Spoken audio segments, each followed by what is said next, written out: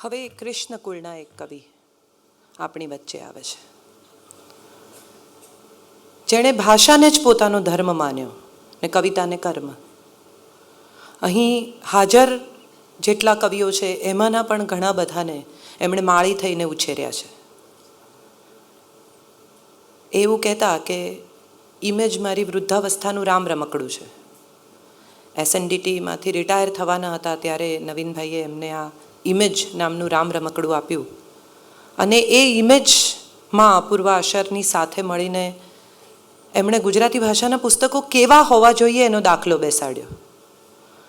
ટાઇપોગ્રાફીથી શરૂ કરીને પુસ્તકની સાઇઝ અને પુસ્તક કેવું હોવું જોઈએ જેમાં વાંચવાની મજા પડે, ખરીદવાની મજા પડે, એવા પુસ્તકો જ એમણે ગુજરાતી ભાષાને આપ્યા.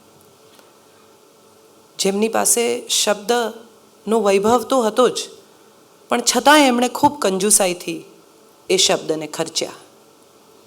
પાવર હોવો અને પાવર વાપરવો આ બે જુદી બાબતો છે.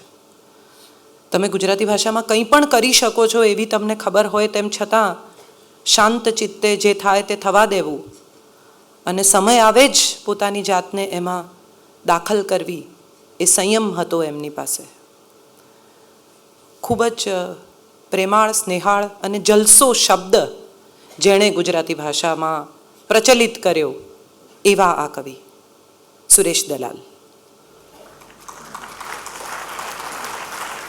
મહેફિલ, જલસો, આ બધા શબ્દો એમને ખૂબ ગમતા. મિત્રો, ઉત્પલભાઈએ લખ્યું છે ક્યાંક એમના વિશે કે મારી તો સવાર જ સુરેશભાઈના ફોનથી પડતી. સવાર પડે ને સુરેશભાઈનો ફોન આવે ત્યારથી જ દિવસ શરૂ થાય. આવા કેટલાય લોકો કે જેમની સવાર પડતી અટકી ગઈ છે છેલ્લા 2 વર્ષથી. એમના જવાથી ગુજરાતીને તો ખોટ પડી જ છે, પણ અંગત રીતે પણ ઘણા લોકોએ ખોટ અનુભવી છે. એવા આ કવિને હું રજૂ કરતા આનંદ અનુભવું છું. સુરેશ દલાલ. મિત્રો, સ્વજનો, કવિઓ, કલાકારો, દોસ્તો અને મારું જીવન એટલે શું? જાણે સુનિલ ગંગોપાધ્યાયે મારે માટે જ કવિતા લખી હોય કે કેવળ કવિતા માટે આ જીવન, કેવળ કવિતા માટે આ જીજીવિષા, બાકી કોને માટે જીવવાનું? મને મારા ચેલેન્જ એ મારો સ્વભાવ છે. એક વખત હું અમદાવાદથી મુંબઈ આવતો હતો.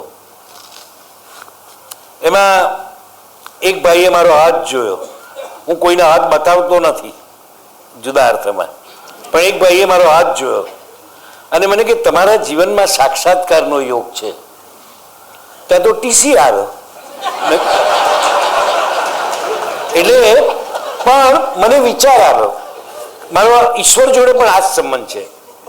હું જગતમાં એક જ વસ્તુ માનું છું, there should not be one way traffic and there should not be silence zone.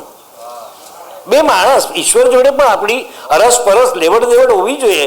મને ઈશ્વરની ગરજ છે તો ઈશ્વરને પણ કદાચ મારી થોડી થોડી તો ગરજ હશે ને.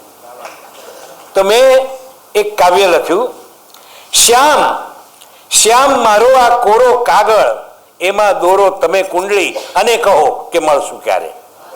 માત્ર હું શું કામ કહું, તમને બહુ મળવાની ઈચ્છા થાય ને. શ્યામ મારો આ કોરો કાગળ, એમાં દોરો તમે કુંડળી અને કહો કે મળશું ક્યારે.